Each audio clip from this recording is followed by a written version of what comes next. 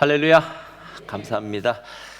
우리 하나님 말씀 함께 찾으실 텐데요. 오늘 요한일서 강의 10번째입니다. 오늘 요한일서 4장 1절로부터 6절까지 말씀 우리 함께 봉독해 올리겠습니다. 다 같이 한 목소리로 봉독해 올리겠습니다. 시작. 사랑하는 자들아, 영을 다 믿지 말고 오직 영들이 하나님께 속하였나 분별하라. 많은 거짓 선지자가 세상에 나왔음이라. 이로써 너희가 하나님의 영을 알지니 곧 예수 그리스도께서 육체로 오신 것을 시인하는 영마다 하나님께 속한 것이요 예수를 시인하지 아니하는 영마다 하나님께 속한 것이 아니니 이것이 곧 적그리스도의 영이니라. 오리라 한 말을 너희가 들었거니와 지금 벌써 세상에 있느니라.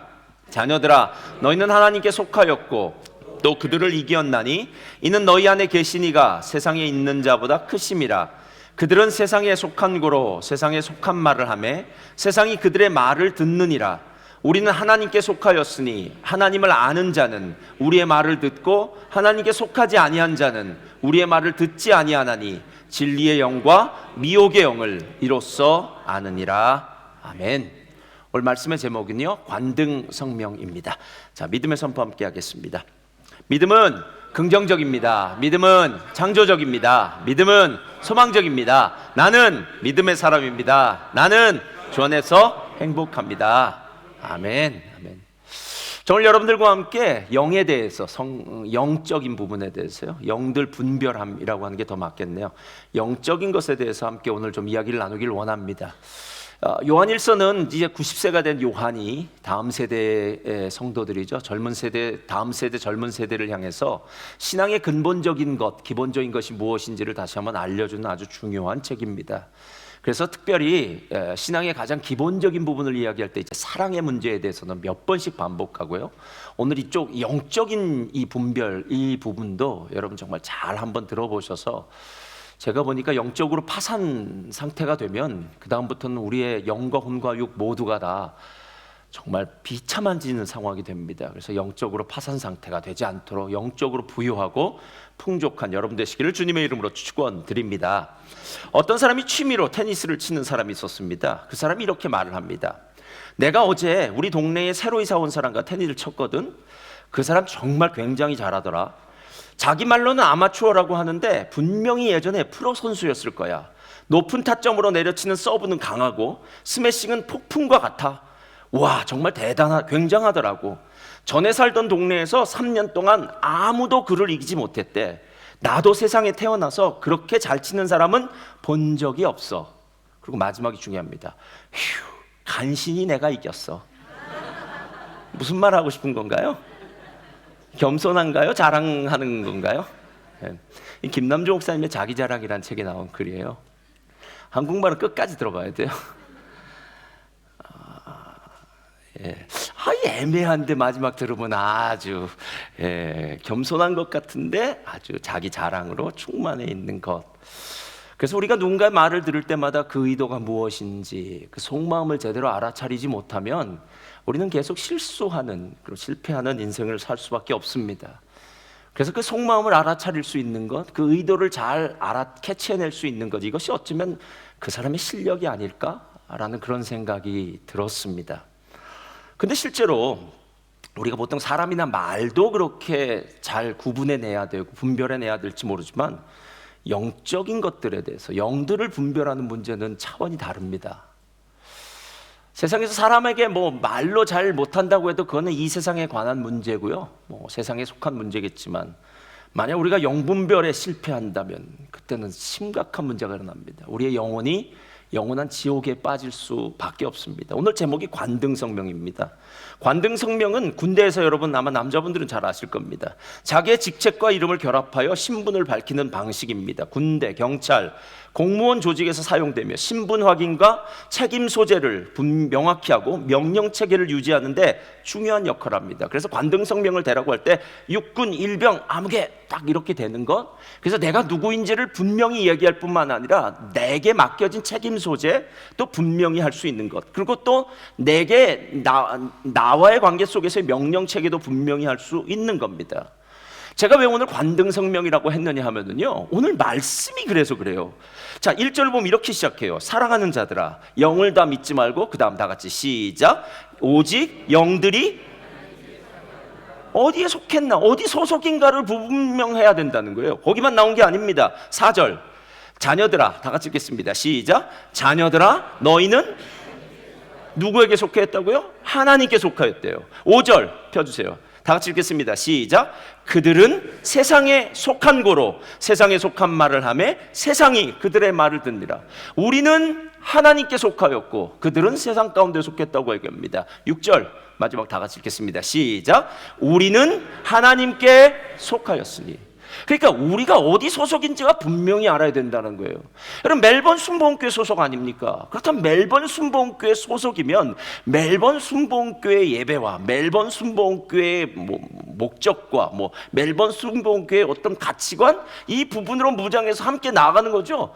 멜번 순복음교회 적은 뒀는데요, 딴 교회 가서 예배드리거나 아니면 엉뚱한 일을 하거나 라고 얘기한다면 그 사람은 멜번 순복음교회에 적을 두지 않았다라는 거예요. 지금 초대교회에 그런 문제가 벌어졌다라는 겁니다. 예수를 믿는다고 말은 하는데 애매해요.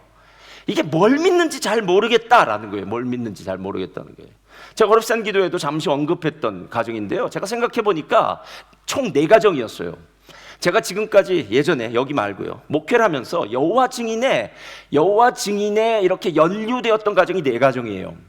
2가정은 잘 예수 믿다가 교회에서 시험 당해서 여호와 증인으로 빠졌다가 다시 돌아왔는데 자녀들은 나중에 남아서 고생을 많이 한 가정이고요. 나머지 2가정은, 한 가정은 여호와 증인 밑에서 일을 하고 있었는데 그 사람이 이렇게 오퍼를 하는 거예요. 여호와 증인 성경 공부 한 번만 참석해라. 여호와 증인 성경 공부 아주 중요시 여기거든요. 성경 공부 참석해라. 그러면 내가 너에게 가게를 넘겨주겠다. 이렇게 얘기해요. 정말 대단하죠. 옷가게를 넘겨주겠다는 이야기가 얼마나 대단합니까? 이 사람들이 옷 본래 만드는 사람들이었으니까요, 옷가게를, 잘 된 옷가게를 넘겨준다면요, 그 다음부터는 탄탄대로 아니겠습니까? 그렇게 고민하다가 결국은 그 사람과 헤어져요. 한 가정은 여호와 증인 집을 세를 빌려서 쓴 가정이었어요. 근데 어느 날 저를 부르더라고요. 목사님 그래서 왜 불렀냐고 그랬더니 자꾸 귀신이 보인다는 거예요. 참 별일도 다 있어요. 귀신이 보인다는 거예요. 그래서 어디 보이냐? 그래서 그 집을 찾아갔어요. 찾아가서 봤더니 침대에 보인다는, 침대 요 앞에 보인다는 거예요. 그래서 기도하고, 야, 악한 영이 별 역사가 다 있구나 생각하면서 그때 그 집 기도하면서 했는데요, 그 가정도 나중에 거기서 참 좋지 않았어요. 여러분, 신천지 빠진 사람들 이렇게 건져내와 본 적 있습니까? 여러분 아마 주변에 가까운 사람들은 있을지 없을지 모르겠는데요, 저 예전에 어느 사람 갔는데 안 나와요. 부모 형제 아무리 가서 설득해도 안 됩니다. 이단은 영적인 것이기 때문에요, 그게 혈육 이런 거 상관없습니다, 여러분. 그래서 한번 빠져 들어가면 거기서 빠져나오기가 너무 힘들고, 그리고 더 놀라운 사실은 빠져나왔는데 그 다음에 후유증이 정말 커요. 여러분, 우리는 신앙생활하면서 주일날 예배 오고 말씀 듣고 찬양하는 게 이게 기쁘거든요. 근데 이렇게 이단의 영이 한번 빠졌다가 나온 사람들은요, 예배 시간이 기쁘질 않아요. 이렇게. 여러분, 정말 위험합니다, 진짜.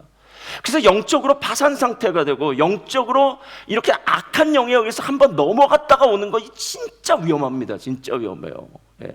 신천지도 그렇고 여호와 증인도 그렇고 마릴성도 예수 그리스도 몰몬교도 그렇고 모든 것들이요, 영적인 파산 상태를 만들어 놔서 한 사람이 건강한 신앙생활을 못하게 만들어 놓는 것, 이게 바로 이단의 사상이라는 겁니다. 그래서 사도 바울이 영적 전쟁을 준비하기 위해서 뭐뭐 하라고 그런지 기억나시나요? 진리의 허리띠, 의의 흉패, 평안의 복음의 신발, 믿음의 방패, 구원의 투구, 성령의 검. 성령의 검 뭐예요? 말씀. 그리고 난 다음에 무시로 뭐 하라고 얘기했을까요? 이게 예전 개혁성경은 무시로라고 얘기해요. 나훈아 씨가 참 좋아했어요. 그래서 예전 개혁성경 근데 바꿔졌어요. 이게 항상 기도하기를 힘쓰라고 얘기해요. 여러분, 기도는 대충 쉬어가는 게 아닙니다.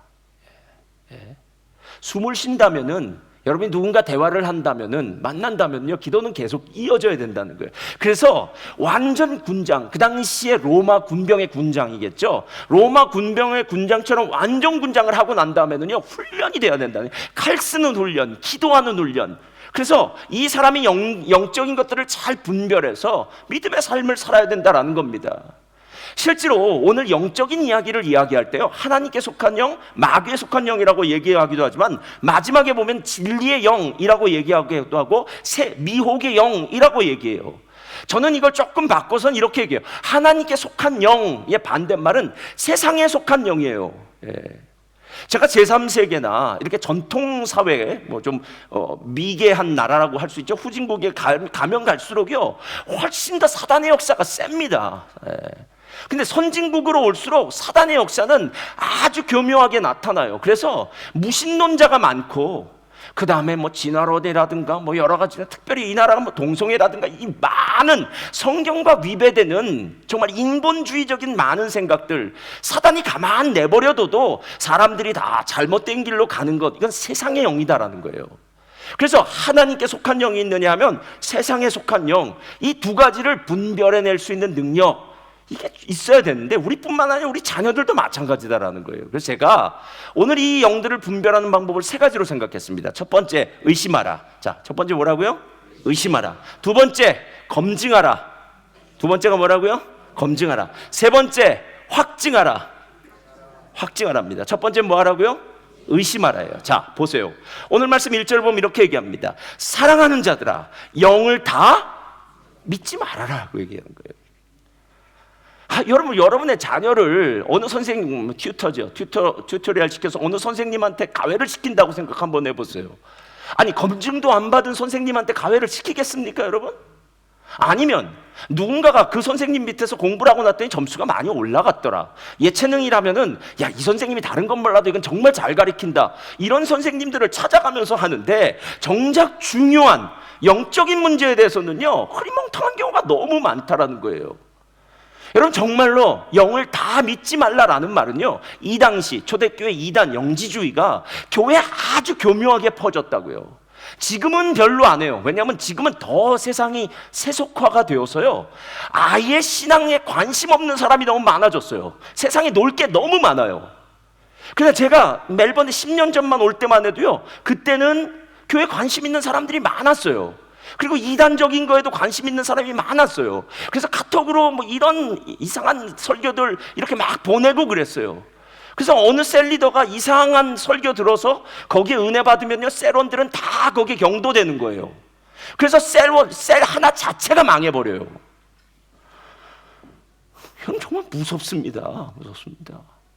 아니, 우리 인생도 좋은 선생님을 만나야 되고, 우리 대통령 할 것 없어요. 좋은 지도자 만나야 된다고 매일 이야기하면서요, 영적인 부분에 대해서 여러분이 올바른 길을 선택하지 않는다면, 만나지 않는다면 어떤 일이 있냐라는 거예요. 그래서 바울은 지혜에는 어린아이가 되지 말고 장성한 사람이 되라라고 얘기해요.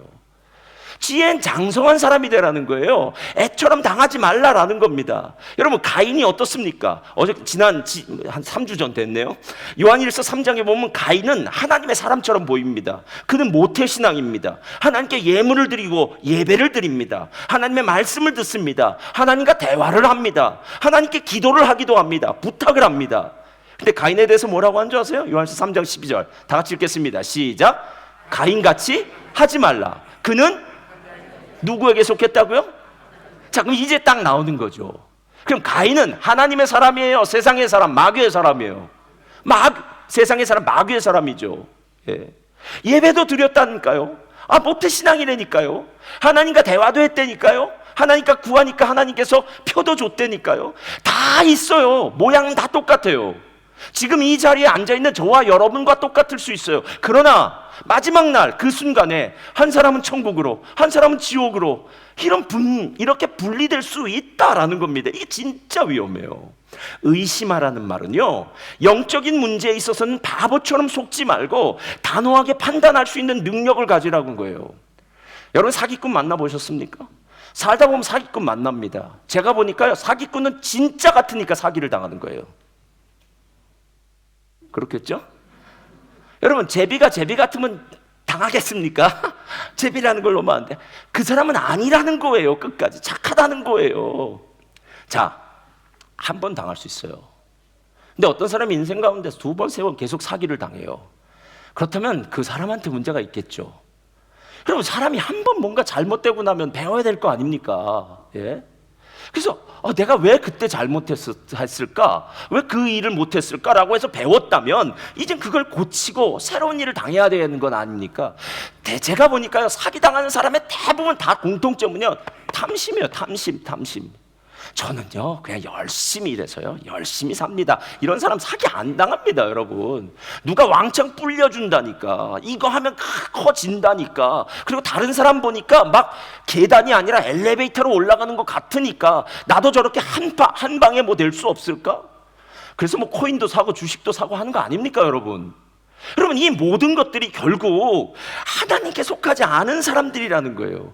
그래서 실제로 오늘 두 가지를 의심하라고 하는데요, 하나님은 영이 하나님께 속하였는지를 의심하고, 두 번째는 많은 거짓 선지자들이 세상에 나왔다고 하니까 다수를 의심하라는 거예요. 다수. 이게 거짓 선지자들이 조금 있다면은요, 훨씬 분별하기가 쉬워요. 근데 거짓 선지자들이 많으면 이 얘기가 틀려요, 여러분. 게다가 마가복음 13장을 보면은 거짓 선지자들이 뭐라고 하면, 거짓 선지자들이 많은 이적을 베푼다, 이렇게 얘기해요. 이러면 더 미치죠. 예전에, 지금은 이제 기도원 운동도 다 사라지고 제가 한국에 가서 기도원을 가보니까 거의 텅텅 비었더라고요. 이젠 가지도 않아요. 그만큼 세속화되었다는 거죠. 예전에는 기도원들 참 많이 성황했습니다. 그전에 어느 기도원은요, 특별한 신유의 은사가 있다고 해서 사람 반쯤 죽여놓는 데가 있습니다. 여러분, 안찰 기도라는 거 아십니까? 사람 때리는 거요. 막 후벼 파기도 하고요, 별짓 다 했습니다. 비인격적, 비인간적, 비상식적, 정말 성경이 말하지도 않는데 그런 곳에 가서 뭐 정신분열한 그런 사람들 맡기도 하고 병 고친다 그러다가 문제 생기고 그랬던 거 옛날 신문지상에 나왔던 거 여러분 아시지 않습니까? 예. 그런 사람이 작으면 안 걸려드는데 많다라는 거예요. 많다. 하나님의 속한 영은 다음과 같은 성품적인 특성이 있어요. 예수님을 얘기할 때 이렇게, 나는 마음이 온유하고 겸손하니. 그러니까 성품적인 특성이 있어요. 하나님께 속한 영은 성품적인 특성이 있어요. 하나님께 속한 영은 겸손해요. 온유해요. 여러분, 누군가 저에게 와서 뭐 교회 오겠다고, 지난주도 그런 분이 한 분 계세요. 오겠다고 해서 자기가 얼마 동안 안 나왔는데 오겠다고, 그러시냐고. 그럼 잘 오시라고 그래요. 여러분, 그래도 어떤 분은 저는 뭐 이거 잘 안 돼, 못 오겠다고 하는 분도 있어요. 그러면 알았다고. 예. 본인이 선택하시는 거죠. 근데 제가 못 오겠다고 하는 사람한테는 막 저주를 퍼버요. 그래서 나가서 지금 밖에 나가면 뭐 교통사고가 날 겁니다, 막 이러면서, 이 사람, 여러분, 뭐 점쟁이들 그런 식으로 하는 거 아닙니까, 여러분? 그래서 위협을 막 하는 거예요. 온다 그런 사람은 당신 복 받습니다. 다 가짜입니다, 여러분. 예. 신앙은 내 힘으로 하는 거 아닙니다, 여러분.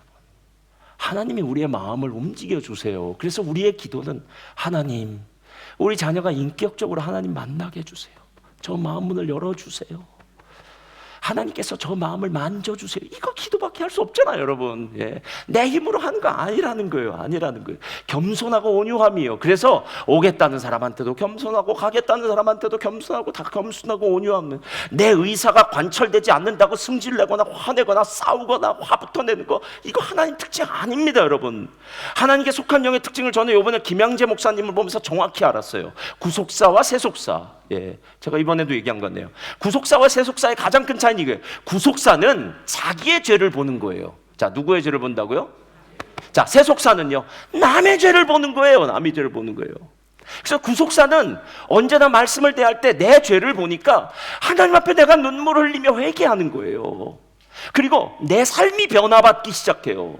얼마 전까지만 해도 조급하던 마음이 느긋해지고, 얼마 전까지 이웃과의 관계 속에서 자꾸 틀어지던 사람이 이웃과의 관계 속에서 배려하고 베풀어주는 사람이 되고. 예? 그런데 이 구속사가 아니라 세속사는 뭐냐면, 남이 보여요. 왜 교회 안 나오세요? 그 인간 때문에 못 나오겠어요? 라고 얘기해요. 왜 그렇게 싸우세요? 저 사람이 잘못하니까 싸우지요. 저 사람이 문제예요. 라고 얘기해요. 예? 여러분, 저 사람 문제 없습니다. 만약에 저 사람의 문제가 많았다면 하나님이 어떻게 치료하시겠죠. 그 정도도 하나님이 움직이지 않으시면서 어떻게 전능하신 하나님이라고 이야기합니까? 하나님은 저 사람에 대한 생각은 끊으라고 이야기하십니다. 너는 어떻게 하나님 앞에 설래? 너 정말 나 사랑하니? 예? 여러분, 부자 청년이나 삭개오나 다 예수님 앞에 1대1로 서는 거 아닙니까? 부자 청년이 예수님께 얼마나 자랑하고 싶었을까요? 예? 나 어렸을 때부터 하나님 잘 믿었어요. 나 모태신앙이에요. 나 정말 하나님 잘 믿었어요. 나 진짜 가난한 사람 때 구제도 잘하고요. 다 잘했어요. 기도도 많이 했어요. 라고 얘기해요. 대신 뭐라고 얘기합니까? 오히려 너에게 한 가지 부족한 게 있으니 재산을 팔아 다 가난한 자들에게 나눠주고 너 나를 따르라 라고 할 때 근심하며 돌아가잖아요. 여러분, 하나님 앞에 서면 다르다고요. 예. 지금까지 내가 생각해보지 못했던 것들을 주님이 말씀하세요. 그래서 주님 앞에 독대한다는 것은 정말 위험한 일입니다. 말씀 읽는 것은 매일매일 말씀 읽고 적용하는 거는 어쩌면 말씀 그냥 한번 후루룩 읽고 나 오늘도 매일 성경 했어, 후루룩 듣고 오늘도 리딩 지저스 했어, 이게 아니라 말씀이 내 마음에 꽂히는 거예요. 그래서 그 말씀이 계속 응어리져 가는 거예요. 그래서 아이고, 이렇게 살아야 되는데, 이렇게 살아야 되는데, 이렇게 살아야 되는데, 이렇게 생각이 드는 거예요, 여러분. 예. 그런데 세속화요, 세속화. 그래서 다른 사람이 보여지죠. 그래서 김양재 목사님 이번에 구속사를 이야기하시면서 맞아요. 하나님이 늘 옳습니다. 하나님이 늘 옳습니다. 그리고 그 오르신, 공의로우신, 정의로우신 하나님 앞에 내가 섰을 때마다 나 같은 죄인은 하나님 앞에 몸둘 바를 모르겠어요. 저는 나름대로는 잘 살았다고 생각하거든요. 그렇지만 빛 대신 예수님 앞에 서니까 내 속에 감추어졌던 그 더럽고 추한 모습들이 다 드러나더라라는 거예요. 예. 여러분, 오늘 이 사실이 오늘 바로 성품적인 하나님에 속한 영들의 차이점이에요. 영들의 차이점이에요. 그래서 여러분, 교회가 어디가 상관없습니다. 신앙생활은 저 예수님 따라가는 거예요. 예수님 따라가는 거예요. 그리고 여러분이 예수님을 따라가기 위해서 좋은 조교들을 옆에 놨습니다. 목회자라는 조교, 아니면 셀리더라는 조교, 직분자라는 조교, 이런 분들이 옆에서 빨간 모자 쓰고 뭐 하는 거예요? 4번 구르기, 5번 구르기 이렇게 하는 거예요, 여러분. 그러면 그저 그 말 듣고 여름 맞지만 다 나를 위해서 하는 거야 생각하면서 하다 보면 내 인생에 주님만 보여주고 주님만 따라지게 되다라는 거예요. 여러분, 한국의 정치 중에 나쁜 정치 형태를 얘기할 때 패거리 정치라는 말이 있어요. 패거리 정치란 특정 집단이나 세력이 자신들의 이익을 위해 정치적 결정을 내리거나 행동하는 것을 말하는데 공정성과 투명성을 저해하는 정치적 형태예요. 그러니까 꼭 깡패들 모여서 사는 것 같단 말이에요. 정치도 그렇고 교회도 그렇고 어디도 그렇고 사람이 모이는 곳마다 다 패거리로 정치하고 싶다는 거예요. 여기는 그렇지 않습니다. 근데 제가 어느 교회, 예전에 교회였어요. 이 교회는 영남과 호남 첨예하게 대립하는데요. 우리가 남이가 하면은 영남 딱 모이고, 그래 땅게요 하면은 딱 전라도 모이고, 어디가 제일 크냐면 호남 향후에 영남 향후에 모여서 한 달에 한 번, 두 달에 한 번은 각자 식당에 모여서 모임하면은요, 교회 모임 저리 가랍니다. 교회 모임 저리 갈아요. 이게 패거리예요, 여러분. 예수님을 따르는 사람은 없습니다. 주님, 어느 분이 저한테 이렇게 해요. 목사님 우리 교회 오른팔이 누굽니까? 그래요. 오른팔 없습니다. 우리 오른팔 있나요? 그냥 다 팔입니다. 자, 의심하라. 여러분, 함부로 믿지 마세요. 함부로 믿지 마세요. 예수님을 바라보세요, 여러분. 두 번째, 검증하라요. 하나님께 속한 영인지를 의심하는 자리에서 반드시 다음 단계로 넘어가야 돼요. 오늘 2절, 3절 다 같이 한번 읽겠습니다. 시작. 이로써 너희가 하나님의 영을 알지니 곧 예수 그리스도께서 육체로 오신 것을 시인하는 영마다 하나님께 속한 것이요, 예수를 시인하지 아니하는 영마다 하나님께 속한 것이 아니니 이것이 곧 적그리스도의 영이니라. 오리라 한 말을 너희가 들었거니와 지금 벌써. 자, 적그리스도의 영은 뭐냐면 하나님께 속하지 않았는데, 이 영의 특징은 뭐냐면 예수님이 육체를 입고 온 것을 부인한다는 거예요. 이게 영지주의자들이에요. 이게 무슨 말이냐면 이래요. 이 당시는 그리스 로마 헬라 문화권이잖아요. 이 당시에는 그리스 로마의 신화가 그냥 문화 자체예요. 우리 단군 신화는 저리 가랍니다. 그리스 로마의 신화가 아주 꽉 들어찬 곳에 살고 있어요. 신은 불멸의 존재입니다.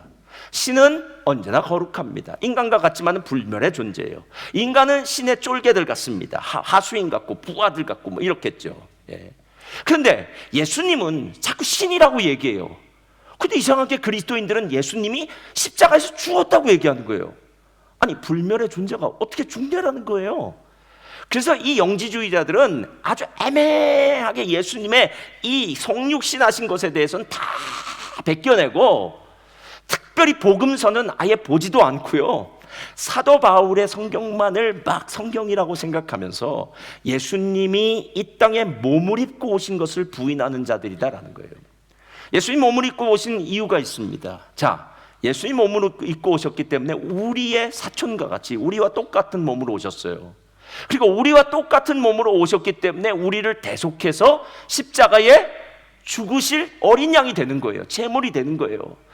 하나님으로 계셨다면 우리의 죄를 속해 줄 수 있는 사람이 아닌데, 하나님이신 예수님이 인간의 몸을 입고 오셨기 때문에 우리를 대신해서 십자가에 죽을 수 있는 분, 그래서 예수님의 십자가에 죽으심과 부활하심이 바로 나의 죽음과 부활이 되는 것, 즉 영과 육이 분리될 수 없다는 것, 이 얘기를 지금 하고 있다라는 겁니다. 그럼 가끔 어떤 분들은요, 세상 사는 방식은 세상을 살려면 세상 사는 방식으로 살아야죠. 어떻게 그렇게 거룩하게 잘 살 수 있겠습니까? 라고 얘기하는 사람이 있습니다. 근데 여러분, 세상은 아예 거룩과는 상관도 없고요, 자기 마음대로 사는 겁니다. 하나님과는 원수가 되는 거래요, 세상 방식은요. 그리스도인은 세상에 살지만 하나님의 방식으로 살고, 하나님의 방식으로 사는 사람은 하나님의 방식으로 육이 움직여지는 거예요. 육이 움직여지는 거예요. 근데 육은 세상의 방식으로 움직여지는데 어떻게 영이 하나님께 속한 사람이라고 이야기할 수 있겠느냐라는 거예요. 매일 성경을 묵상하는 것이 의미심장한 이유는요, 말씀을 보고 읽기 시작하면서 나의 기준이 하나님의 기준으로 바뀌어지는 거예요. 제가 IELTS 공부할 때도 그랬는데요, 맨날 그때 했던 얘기들이 있어요. 리스닝은 스피킹하고 연결되고 리딩은 라이팅하고 연결된대요. 그러니까 얼만큼 잘 듣느냐에 따라서 말을 하게 되고, 얼만큼 많이 잘 읽었느냐에 따라서 글을 쓸 수 있는 실력이 검증된다라는 겁니다. 그러니까 실제로 우리 안에 하나님께 속했다는 것은 말씀이 계속 채워져야 돼요. 어쩌면요, 우리 자녀들한테 하루 온종일 성경 공부를 해도 성경을 가르치고 성경을 알려주는 게 어쩌면 더 잘 사는 방법인지도 몰라요. 세상 방식대로 공부를 다 시켜놨더니 하나님과는 상관없는 삶을 살고 있다면 도대체 누구를 위해서 공부를 시킨 겁니까? 무엇을 위해서 공부를 시킨 겁니까? 하나님 말씀으로 더, 요즘은 저번에 누구죠? 우리 오셨던 지선 전도사님 아이들은 다 그 학교 안 보내고 저거 교육 시키더라고요. 요즘 그 홈스쿨링 시키더라고요.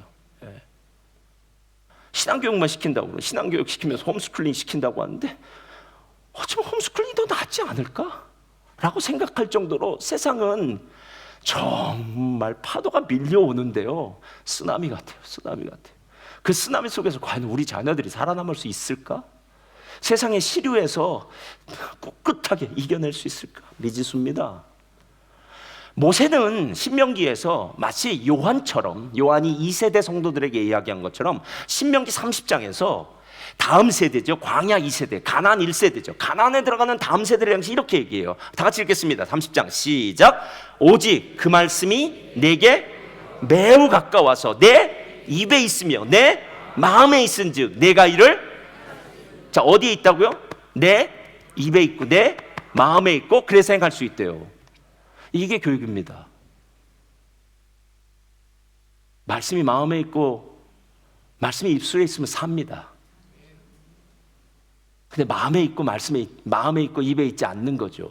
그래서 여기서 나온 말이 사람이 마음으로 믿어 의에 이르고 입으로 신하여 구원을 받는다고 얘기하지 않습니까? 나무는 열매를 보고 그 나무가 좋은지 나쁜지를 알 수 있습니다. 좋은 나무는 좋은 열매를 맺습니다.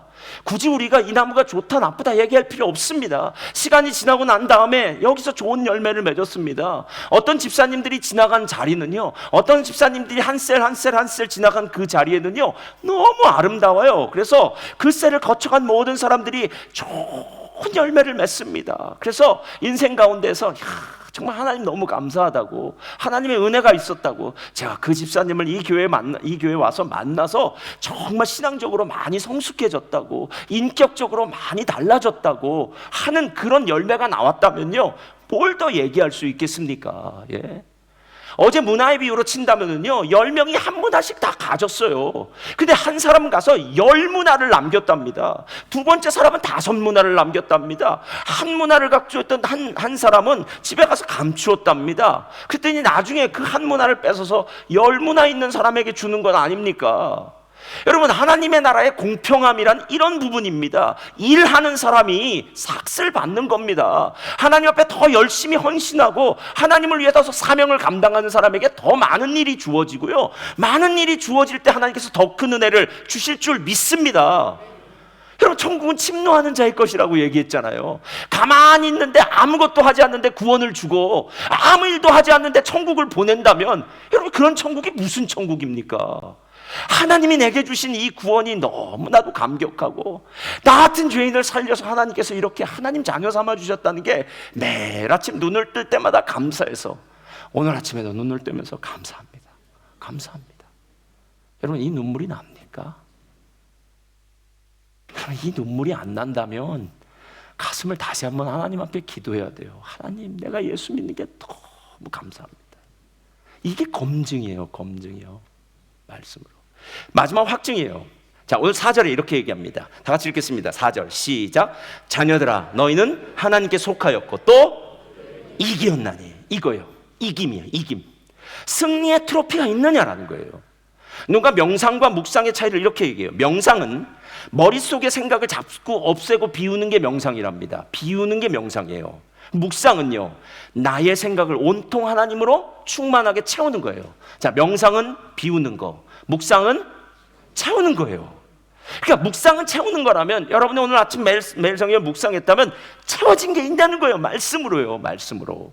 이게 채워지니까 그 채워진 대로 내 삶이 움직여지는 게, 이게 승리의 트로피가 있는 거예요. 아, 내가 오늘 아침에 말씀을 묵상했는데 오늘 저녁에는 하나님의 은혜 가운데 이렇게 살았더니 하나님 이런 복을 주셨습니다. 오늘 제가 잘못된 길을 갈 뻔했는데 아침에 묵상할 때 하나님께서 이게 위험하다고 생각해서 그때 잘 결정하라고 해서 제가 그때 결정했더니 오늘 하나님께서 내 인생을 이렇게 살게 하셨습니다 라고 얘기하는 거예요. 옛날에 전도자였던 D.L. 무디가 있습니다. 한 부인이 D.L. 무디를 찾아서 이렇게 얘기했대요. 저는 D.L. 무디 목사님이 너무 편협한 것 같아서 싫습니다. 그러더래요. 그래서 왜 그러냐 물었더니, 아니 D.L. 무디 목사님은 춤을 추는 거나 카드놀이 하는 거나 연극 공연 가는 것, 아니 사람이 즐기는 것은 아무것도 하지 말라고 얘기하지 않았습니까? 라고 얘기해요. 요즘 식으로 얘기하면 뭐라고 얘기하냐면요, 여행을 가든지 뭐 놀러 가든지 운동을 가든지 자전거를 타든지 골프를 치든지 뭐 이런 거 다 치지 말라고 그런 거 아니에요? 난 그래서 D.L. 무디 목사님이 싫습니다. 그렇게 얘기한 거예요. 근데 D.L. 무디 목사님이 이렇게 대꾸를 해줬어요. 저는 가고 싶을 때는 언제나 연극 공연장 갑니다. 그게 무슨 말이냐면, 저는 가고 싶으면 여행도 가고 싶으면 자전거도 타고 자전거 골프도 치고 다 칩니다. 그때 그 부인이 깜짝 놀라면서 이렇게 말, 아니 무디 선생님이 연극 공연장에 간다고요? 아, 제가 좀 전까지 무디 목사님 잘못한 것 같아요. 저 이제부터 무디 목사님 좋아할 것 같아요. 제가 생각한 것보다 마음이 훨씬 넓은 것 같아서 좋아요 라고 얘기했대요. 자, 그때 무디 목사님 마지막 이렇게 얘기했어요. 잘 들으세요. 그렇습니다. 제가 원한다면 언제든지 연극 공연에 갑니다. 그러나 제게는 그런 곳에 가고픈 마음이 생기질 않습니다. 이게 우승의 트로피예요. 그럼 남들이 무언가를 할 때 부럽고 시기심이 나고 질투가 납니까? 그래서 아직 여러분 트로피가 없는 거예요. 주 안에 있는 것이 가장 큰 행복입니다. 여러분, 호렙산 기도회로 오면서 무슨 생각을 하십니까? 뭐 안 오신 분도 있고 오신 분도 있으니까 뭐 그게 각자의 마음이겠죠. 무슨 생각이 드십니까? 호렙산 기도회 올 때마다 무슨 생각이 드십니까? 이 시간 밖에 나가서 놀면 훨씬 더 잘 놀 수 있고요. 폭삭 사과수다? 소가수다? 사과수다? 모르겠어요. 하여튼 그거 봐도 풀 정주행할 수 있습니다. 저녁에. 예. 낮엔 열심히 일하고 폭삭 사과수다, 소가수다, 폭삭 소가수다 보면 얼마나 재밌겠어요. 예. 정말 재밌을 것 같던데. 예. 그런데 와서 예배를 드리고 가는데 이런 마음이 드는 거예요. 야, 드라마에 아무 때나 또 넷플릭스 보면 되기도 하겠지만 그게 문제가 아니라, 내가 오늘 예배 드리길 진짜 잘했네, 기도하기를 진짜 잘했네. 할렐루야. 여러분, 이게 마음이 생기질 않는 게 이게 우승의 트로피예요. 우승의 트로피예요. 에스겔 36장의 말씀이 뭡니까? 내가 너에게 새 영을 주겠다. 내가 너에게 새 마음을 주겠다. 딱딱한 마음 다 제거하고 부드러운 마음을 주겠다. 잘못된 프로그램 다 갈아엎겠다라는 겁니다. 이게 바로 하나님이 우리에게 주실 가장 큰 축복이라는 거예요. 그래서 이렇게 얘기하는 거예요. 제가 1년 전만 해도요, 저는 막 이것 때문에 막 고민하고 그랬는데요, 1년 후가 되니까 그런 고민 싹 사라져 버렸어요. 어느 분이 저한테 이렇게 얘기하더라고요. 목사님, 주일날 일하는 거 맞습니까? 틀립니까? 이렇게 얘기하더라고요, 저한테. 그래서 저한테 장문의 편지를 보냈어요. 메시지를 보냈어요. 그래서 제가 주일날 일하는 것, 옛날 안식일 얘기하면서 주일을 얘기했어요. 그랬더니 그분 대답은 간단하더라고요. 일하지 말라는 얘기군요. 이렇게. 그래서 안 하더라고요. 맞습니다. 하나님을 예배하는 것이 우리 인생의 전 인생의 목적입니다. 예배하고 주님의 그 놀라운 은혜 가운데 머물러 있다면 그 인생이 가장 복된 인생입니다. 그럼 목사님, 언제 세상에 나가서 일하나요? 성경이 얘기하지 않습니까? 6일 동안은 너희가 원하는 일을 해라. 안식일은 아무 일도 하지 말아라. 분명히 얘기하잖아요. 근데 우리는 그 7째 날까지도 내가 원하는 거 다 뺏어 쓰는 거 아닙니까, 여러분? 하나님께 예배하는 그 놀랍고 큰 축복과 특권의 자리가 우리 마음 가운데 없는 것 아니겠느냐라는 거예요. 예수님이 떠나시면서 우리에게 주신 최고의 복은 보혜사 성령님을 우리에게 주신 겁니다. 그분은 우리 안에 거하세요. 그래서 그분이 말하세요, 우리한테. 이 길은 아니야, 이 길은 나죠 라고 얘기하는 거예요. 그래서 제가 카톡 부사에 이 길 진짜 맞다, 그 길 진짜 맞다라고 썼는데, 제가 저랑 똑같이 쓴 사람을 봤어요. 그 큰 교회 목사님이세요.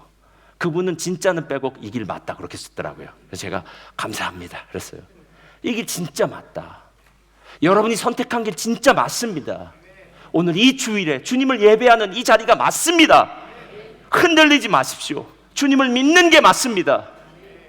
여러분이 진짜 맞다고 생각해야 돼요. 그러면 내 안에 담대함이 생기는데, 이걸 요한일서 5장 14절과 15절은 이렇게 얘기해요. 찬양 앞으로 나와주시기 바랍니다. 다 같이 읽겠습니다. 시작.